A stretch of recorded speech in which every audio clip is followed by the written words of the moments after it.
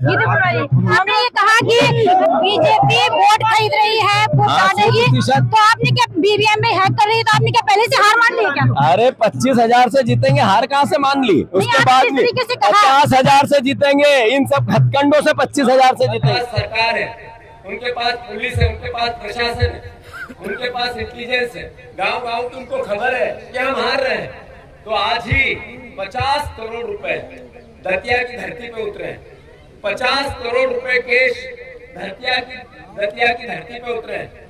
जिस होटल में बीजेपी का कार्यालय है मोटल, उसके 408 नंबर में 5 करोड़ रुपए भी उतरे थे और गए।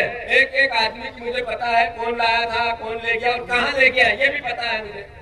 मैं आप लोगों से ये कहना चाहता हूं कि ये भारतीय जनता पार्टी के पास दो हथियार है चुनाव जीतने का। एक है अपनी संपत्ति, 1 लाख वोट लेने का टारगेट है, 50 करोड़ रुपए बांटना है, एक वोट को 5,000 रुपए देना है, 5-5 हजार रुपए हर वोट को खरीदना है।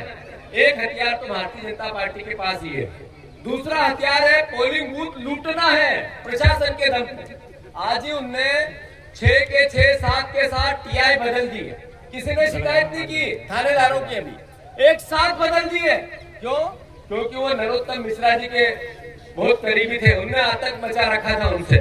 तो आप नरोत्तम मिश्रा पे भी उनको भरोसा नहीं है, तो नरोत्तम मिश्रा जी के टीआई एक साथ हटा दिए। अब अपने टीआई लाएंगे, वो टीआई की गाड़ी में, पुलिस की गाड़ी में पैसा पहुंचाएंगे, पुलिस की गाड़ी में दारू पहुंचाएंगे, पुलिस से प्रशासन से बूथ लूटने का प्रयास करेंगे। भारतीय जनता पार्टी के पास ये दूसरा हथियार है।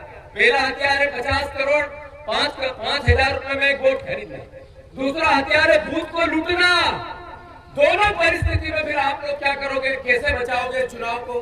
कैसे आपकी भावना को मत पेटी में, मशीन में लेके जाओगे? इसके लिए आप सबको फिर से पुनर्विचार कार्यकर्ताओं को करना चाहिए। तो मैं आप सबसे आग्रह करता हूं, ये लूट के माल का पैसा है। ये भारतीय जनता पार्टी तो ईमानदारों की पार्टी है, कि भारतीय जनता पार्टी तो ईमानदारों की पार्टी है, नरेंद्र मोदी की पार्टी है, न खाऊंगा न खाने दूंगा की पार्टी है। भारतीय जनता पार्टी तो केवल और केवल राम मंदिर के चढ़ावे की चोरी करती है, बाकी सब ईमानदार है उसमें। 50 करोड़ ये आए कहां से? ये 50 करोड़ आए कहां से? ये 50 करोड़ आए बांटने के ईमानदार पार्टी के पास, ये कहां से आए? सवाल ये आदरणीय साथियों, लूट का माल है, करप्शन का माल है, चंदा चोरी का माल है। ये माल बांटेंगे, हमें नहीं रोकना, जनता के पास जाने दो। पर सवाल ये है कि जो बांटने वाले उनको भी पता है कि चोरी का माल है, तो ये चोरी के माल में पूरा तो बांटेंगे नहीं, थोड़ा अंदर रखेंगे, थोड़ा बांटेंगे। 5,000 रुपए वोट आया तो बांटने वाला 2,000 देगा, 3,000 जेब में, 2,500 देगा, 2,500 जेब में, 3,000 देगा, 2,000 जेब में।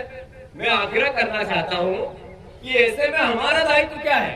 हमारा दायित्व है कि 5,000 नहीं बांटे, कॉलर पकड़ लो उसकी, कि लेके आया 5,000, बांट रहा 2,500, ये भी चलेगा। सही है कि गलत?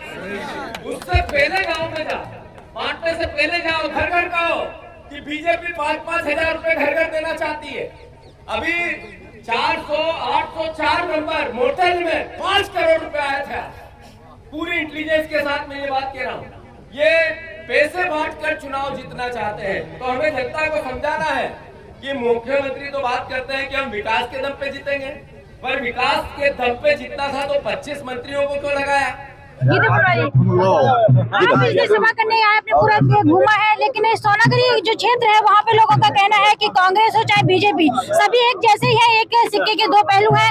यहाँ पे वहाँ पे गंदगी बहुत पड़ी रहती है, यही है गंदगी पड़ी, शौचालय की समस्या है। ऐसा है 25 साल से बीजेपी की सरकार है, 15 साल से बीजेपी का मंत्री है, कांग्रेस पार्टी विपक्ष की भूमिका निभा रही है। हम सवाल पूछ रहे हैं, हम सवाल कर रहे हैं कि चुनाव क्यों थोपा गया? आप पूरा उत्तर लो। कांग्रेस पार्टी 25,000 वोट से जीतेगी, और सोनोरा जहां आप जाके आए हैं वहां से भी 300 वोट, 350 वोट, 250 वोट के बीच में जीतेगी। आपने ये कहा कि बीजेपी वोट खरीद रही है, तो आपने क्या बीवीएम में हैक कर रही है, तो आपने क्या पहले से हार मान ली है क्या? अरे 25,000 से जीतेंगे, हार कहाँ से मान ली? उसके बाद भी 50,000 से जीतेंगे, इन सब हथकंडों से 25,000 से जीतेंगे।